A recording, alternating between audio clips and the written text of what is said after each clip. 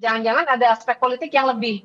Ketika Hmm. misalnya ada situasi tadi TNI ikut, kemudian Presiden yang saya dengar juga memanggil pihak-pihak terkait, dan seterusnya. Oke. Berarti ada aspek politiknya yang membuat penetapan tersangka belum bisa dilakukan. Polisi sudah menggeledah banyak tempat sejak Rabu siang hingga Kamis pagi. Banyak barang bukti pula yang telah terkumpul, tapi hingga saat ini masih belum ada nama tersangka yang diumumkan terlibat dalam kasus dugaan korupsi di 3 kasus berbeda. Mari kita berdiskusi dengan para narasumber yang bergabung lewat sambungan dalam jaringan. Ada Komjen Pol Purnawirawan Ito Sumardi, Kabaris Polri periode 2009 hingga 2011, dan Bivitri Susanti, pengajar STH Jentera Institute. Mbak Bivit, selamat malam. Pak Ito, selamat pagi dengan Tifal di sini. Selamat malam. Selamat pagi, Pak Tifal. Terima kasih semua sudah bergabung bersama kami, terutama Pak Ito yang masih bersedia bergabung bersama kami pagi ini dari luar negeri. Pak Ito, kalau melihat bukti-bukti yang sudah terkumpul, nilainya udah nggak main-main, Pak. 400 miliar lebih. Banyak bukti dalam bentuk emas, ada uang, ada dokumen. Tapi sampai sekarang belum juga diumumkan. Ini bagian dari strategi polisi atau sebetulnya masih ada tantangan juga dihadapi polisi untuk menguatkan bukti baru kemudian mengumumkan tersangkanya? Ya baik, Mas Tifal. Yang pertama secara normatif, ya. Secara normatif ini kan kita harus mengedepankan azas praduga tak bersalah atau presumption of innocence. Kemudian yang kedua juga kita harus menghormati due process of law. Bahwa terhadap tersangka itu harus mendapatkan proses hukum yang fair. Itu yang paling penting ya. Kemudian yang kedua, ada pertimbangan yuridis, kemudian juga teknis penyidikan, dan juga komunikasi ke publik ya dalam menyebutkan tersangka, calon tersangka. Kenapa demikian? Yang pertama adalah untuk menghindarkan error in persona. Karena kita tahu ada pra peradilan ya apabila kita salah menetapkan tersangka. Yang kedua mencegah tersangka ini mengamankan barang-barang bukti yang mungkin masih relevan. Ini kan bisa dilakukan yang bersangkutan. Kemudian dalam pasal 91 KUHP baru larangan penyidik untuk bagaimana misalnya menyampaikan kepada publik tersangka dengan kesan bahwa telah mengesankan adanya perbuatan praduga yang bersalah. Ini dalam rangka perlindungan HAM. Dan yang selanjutnya adalah menghindarkan risiko pra peradilan ya, untuk memastikan bahwa dasar hukum formal dan materialnya itu telah terpenuhi. Karena kita tahu apabila ini kasusnya kasus besar dan menarik perhatian masyarakat dan menjadi atensi Presiden. Demikian Mas Pak. Kalau melihat sampai 12 titik yang digeledah, Pak, bisakah kemudian kita katakan ini berarti penyelidikannya sampai kemudian akhirnya menggeledah dalam kurun 2 hari terakhir ini sudah lama berjalannya? Sudah. Mas, ini kan sudah bukan proses penyelidikan lagi. Sudah masuk dalam proses penyidikan. Saya tentunya sudah berkoordinasi dengan adik-adik dari penyidik, dan mereka secara profesional tadi dengan pertimbangan-pertimbangan jangan sampai apa yang kita lakukan ini menjadi sia-sia karena ada salah administrasi ya. Kita semua tahu bahwa pra peradilan ini pun juga tentunya harus menjadi concern bagi para penyidik untuk betul-betul berhati-hati secara cermat. Ya terutama tadi masih banyak barang-barang bukti yang diduga relevan yang mungkin tentunya kita harus melakukan strategi untuk penyelidikan tadi ya dengan pertimbangan yuridis, teknis penyidikan ini yang kita lakukan saat ini, dan tentunya menyampaikan ke publik juga kita harus menghormati tadi dengan azas praduga tak bersalah maupun due process of law atau hak daripada seorang tersangka untuk mendapatkan proses hukum yang fair. Ini yang menjadi concern dari penyidik sampai saat ini. Karena pengembangannya kemungkinan besar masih bisa berkembang secara lebih luas lagi. Demikian Mas Tifa. Mbak Bivit, kalau Anda melihatnya harusnya tersangkanya sudah ada. Kalau dengan titik geledah yang sudah sebanyak itu, temuan barang-barangnya sudah sebanyak itu juga, emas 74 kilo kalau pakai konversi harga sekarang aja nilainya itu sudah 200 miliar lebih. Harusnya polisi sudah punya tersangka dong kalau begitu, atau punya pandangan lain di sini, Mbak? Tersangka saya kira ada atau tidak ada itu ada persoalan materialnya, ada persoalan formilnya. Maksud saya begini, dugaan bahwa ada orang yang melakukan perannya masing-masing dalam sebuah proses penyidikan yang saya pahami pasti sebenarnya sudah ada. Tapi penetapan tersangka di titik ini saya bisa bersetuju dan mengapresiasi kerja kepolisian, mengapresiasi apa yang disampaikan oleh Pak Ito, karena saya melihatnya berdasarkan KUHP penetapan tersangka secara formil, apalagi itu memang sangat-sangat ada prosedur yang lebih ketat. Dan saya kira dengan situasi bahwa yang dihadapi adalah juga aparat penegak hukum, yaitu kejaksaan, tentu saja harus ada kehati-hatian di situ. Jadi itu bisa saya pahami. Cuma begini, Mas Tifal, peristiwa ini kan jadi sorotan kita semua karena ada hal-hal lainnya yang mengikuti. Ya, misalnya ternyata ada yang rumah yang dijaga oleh aparat TNI misalnya dan seterusnya. Sudah sampai mana sebenarnya proses sampai dengan penetapan tersangka secara formil bisa dilakukan supaya kita tidak berspekulasi.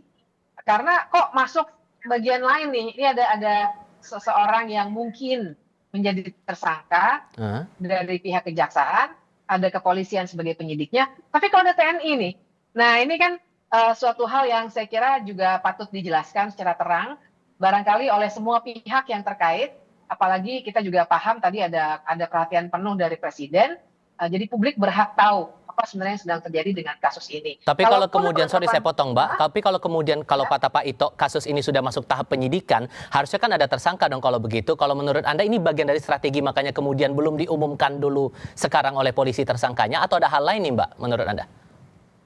Ya memang ada aspek politiknya, itu yang tadi saya katakan. Bahwa hari ini mungkin ada pertemuan dengan Presiden, terus ada penjelasan dulu, dan seterusnya. Barangkali itu yang juga akan menimbulkan kehati-hatian.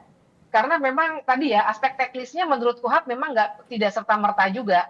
Begitu ada penyidikan, maka kemudian pasti sudah ada tersangka. Karena harus ada 2 alat bukti, dan seterusnya, dan seterusnya. Itu di KUHAP jelas.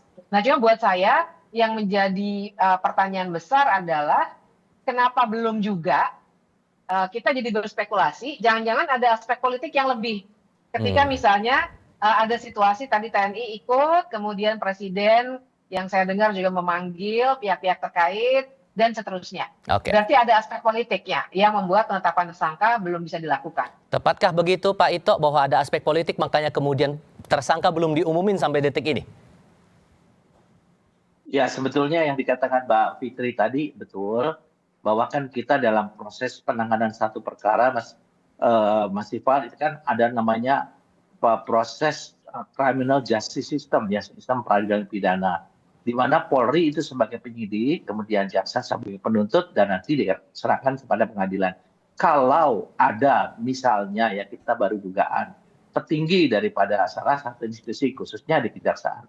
Kejaksaan itu kan memiliki azas dominus litis ya. Jadi semua kewenangan di sana tentunya yang kita harapkan adalah komitmen dari setiap instansi ya untuk betul-betul menuntaskan kasus ini tanpa ada resistensi ya, resistensi institusi. Jadi kita semua tahu bahwa bagaimana Polri waktu itu untuk beberapa kasus yang melibatkan perguruan tinggi kita buka di depan kepada masyarakat dan tuntas ya hukumannya. Tentunya ini pun juga perlu untuk masalah ini tadi unsur politis ini harus segera disingkirkan. Tentunya keterlibatan pihak ketiga misalnya yang tadi disampaikan Mbak Fitri ya bahwa ada TNI. Kita juga lihat apakah memang untuk mengamankan agar kasus ini bisa berjalan dengan baik ataukah ada unsur lain. Jadi saya sependapat memang di sini adalah bagaimana dukungan Presiden ya sebagai pimpinan tertinggi yang beliau sudah menyampaikan tekad untuk bagaimana memberantas korupsi sampai seakar-akarnya, ini yang tentu kita harapkan. Dan jangan lupa bahwa unsur legislatif juga bisa menjadi pengawas ya, karena Komisi 3 ini kan mitra daripada kepolisian. Jadi kita ingin kasus ini bergulir sampai dengan pengadilan dan masyarakat mengetahui apa yang sebenarnya terjadi. Oke. Demikian. Kalau mungkin saya bisa menyinggung apa yang sudah dijelaskan oleh Mbak Bivit sebelumnya, saya jadi keingat kejadian tadi pagi di Mapolda Metro Jaya. Ada penambahan pengetatan pengamanan di sekitar Mapolda Metro Jaya setelah proses pengusutan ataupun penggeledahan dilakukan oleh polisi. Muncul kesan yang beredar kemudian ada upaya menghalang-halangi proses penyidikan ini. Nah, kalaupun kemudian itu kesannya muncul, bagaimana kemudian menjaga agar polisi ini tetap punya independensi, mengusut kasus ini hingga tuntas? Ya, memang ada aksi, ada reaksi ya. Jadi saya melihat pengamanan yang diperketat juga reaksi dari 2 fenomena yang juga sudah kita lihat di berbagai media. Satu, penjagaan oleh aparat TNI di beberapa rumah petinggi kejaksaan, dan juga yang kedua yang kami baca juga tadi pagi beberapa kembali aparat TNI juga mendatangi Polda Metro Jaya.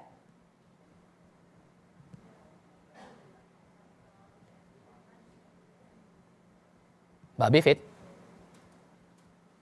Maaf sekali, kami alami gangguan teknis. Kami coba perbaiki dulu sambungan komunikasi kami dengan Bivitri Susanti. Saya coba kasih kesempatan ke Pak Ito. Kalau begitu Pak Ito, ini sorry, Mbak Bivit, suara saya masih terdengar Mbak Bivit? Ya, masih terdengar. Oke, sorry tadi sempat terjeda sedikit. Oke, hal apa mungkin yang mau Anda tegaskan lagi soal independensi itu tadi, Mbak?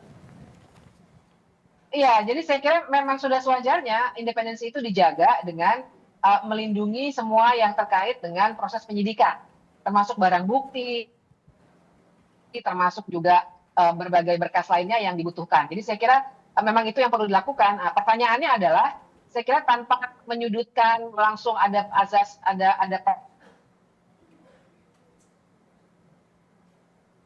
Oke. Kami coba perbaiki lagi komunikasi kami dengan Bivitri Susanti. Pak Ito, saya coba kasih kesempatan ke Anda dulu. Kalau begitu Pak Ito, hal yang semacam ini, penambahan pengamanan di Mapolda Metro Jaya ini juga jadi concern buat Anda Pak, bahwa ada upaya untuk menghalang-halangi proses hukum yang berjalan di tubuh Polri? Yang pertama tentunya saya tidak ingin berspekulasi ya Mas Tifal ya. Tentunya apa yang disampaikan oleh pihak Kejaksaan Agung saya sangat mengapresiasi ya. Betul sebagaimana yang saya sampaikan, kita harus mengedepankan azas praduga tak bersalah dan juga menghormati due process of law ya, yaitu proses hukum yang fair. Dari barang bukti yang diperoleh, itu pun juga tentunya harus dilakukan klarifikasi dan penyidikan yang mendalam untuk bisa mengkaitkan dengan para tersangka. Kan tadi dikatakan ada namanya presumption of innocence atau praduga tak bersalah. Tentunya di sini kita juga jangan melakukan spekulasi mengkaitkan ya dengan mungkin keterlibatan apakah instansi atau pihak-pihak tertentu sebelum penyidik betul-betul mendapatkan keyakinan dan juga akan menyampaikan melalui satu konpres. Kenapa demikian Mas Tifal? Karena ini kan akan dibawa dalam proses hukum sampai dengan sidang peradilan ya. Dan masih ada lagi media-media yaitu pra peradilan yang bisa menggugurkan meskipun pihak kepolisian yakin bahwa itu adalah terkait dengan kasusnya. Tapi kan ini semua harus kita hormati. Kita juga harus bisa menahan diri jangan sampai memberikan spekulasi yang akan merugikan nama institusi ataupun nama perorangan. Jadi tentunya kita tunggu daripada hasil ya kecermatan teman-teman penyidik baik di Korps Tipikor maupun Polda Metro Jaya di Reskrim Sus untuk bisa mengungkap kasus ini. Dan ini karena menjadi perhatian daripada masyarakat luas, ini juga era digital, Mas. Kita nggak bisa menghindarkan seperti datangnya misalnya dari teman-teman salah satu institusi ke Polda, dan tentunya Polda juga harus melakukan langkah-langkah pengamanan. Karena kan di sana sudah ada beberapa orang saksi yang sedang diperiksa, dan juga mungkin ada tersangka yang sudah diamankan di sana. Demikian, Mas Pak. Dengan narasi yang sudah beredar liar, apalagi di media sosial, Mbak Bivit, maka kemudian langkah polisi ini akan terganjal untuk menelusuri kasus ini hingga tuntas menurut Anda? Saya kira bisa jalan terus. Karena begini, publik bisa melihat ada masalah yang fundamental di sini. Karena yang tadi dikatakan ada institusi yang datang, tentu saja kita jelas melihat bahwa itu adalah TNI. Menurut Undang-Undang Dasar, TNI itu adalah alat negara di bidang pertahanan.